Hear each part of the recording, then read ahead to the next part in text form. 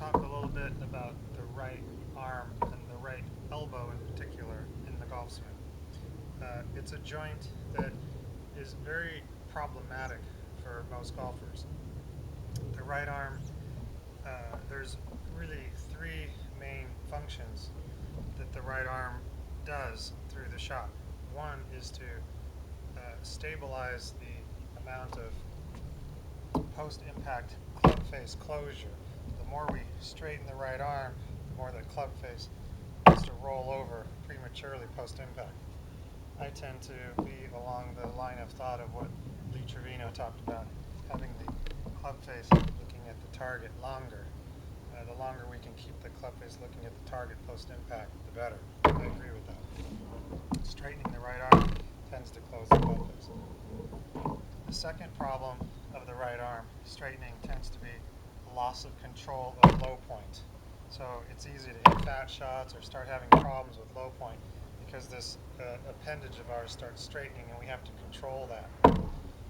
It's another problematic situation. And then the third thing has to do with swing plane. So the club wants to move out and away from us, and as the right arm straightens, it's going to tend to throw the shaft off plane post-impact, along with club face closure and loss of control of low point. So on the positive side, the right arm does add a little bit of power to the strike. But based upon the three negatives of straightening the right arm, I think what we're better off trying to do is to gain control of the right arm and preserving the angle from P3 to P4, so we just have basically this solid piece of steel as we're going through the strike, stabilizing low point, minimizing club face closure, and keeping the shaft on plane. Giving up a little bit of power, however, we can pick that power back up by increasing our post-impact pivot thrust and accelerating the club post-impact through rotation. This way, we can gain the advantages of a stable right arm through the strike, give up a little bit of power, but we pick it up through rotation and acceleration, which actually works to help us in all of these areas, stabilizing low point, minimizing club face closure, keeping the shaft on plane, and adding power and ultimately applying pre-stress or holding shaft flex through the strike. The right arm isn't going to do a very good job of that.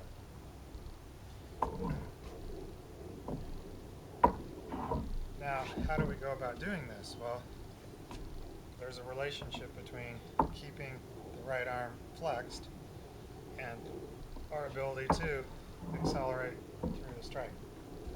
The quicker we are with our pivot post-impact, the easier it's going to be for our brain to say, hey, it's okay to keep this flexed.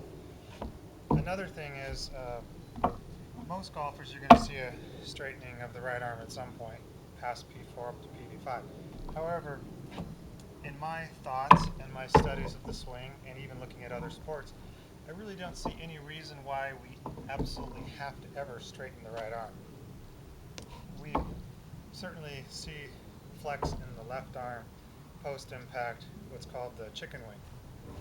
Lanny Watkins comes to mind really quickly, a Hall of Fame player who had a great chicken wing post-impact here.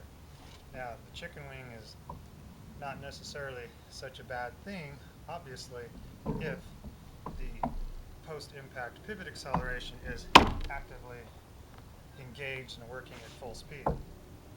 Then a left arm that's chicken wing can still be accelerating the golf club and holding shaft flex. Most golfers, if they chicken wing and pivot stall, it's just one of this. It's a no rotation, and it's a pull in of the arms, trying to not hit the ball fat or this sort of thing. However, if the torso is accelerating and rotating properly through the strike, then a pulling in or the chicken wing is okay, and that can really even be felt in the right arm as well. Most good players, you'll see, hold the right arm flex to P4, close to P4. You'll see a straightening up into the finish. Not convinced that that's absolutely necessary. I wouldn't worry too much about it. I'd worry more about the the acceleration of the torso and the rotation. These are all things that we cover in the ABS module work on how to develop these muscles and how to get this post-impact pivot acceleration working for us so that we can stabilize the right arm and get control of club face closure, control of consistent low point control, and keep the shaft on plane so it's not moving out and away from us. So I hope that helps a little bit with understanding the function of the right arm.